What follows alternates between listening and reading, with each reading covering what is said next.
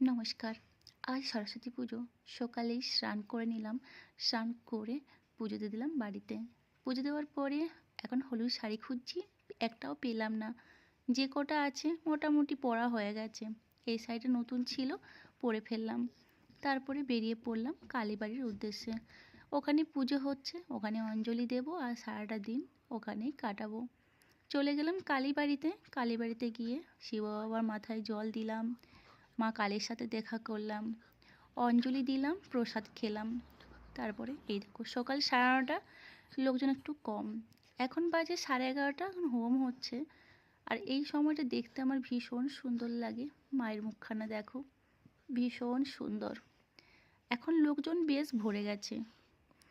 এখন বাজে দুপুর 2:30, আর লোকজন দেখো কতটা ভিড়।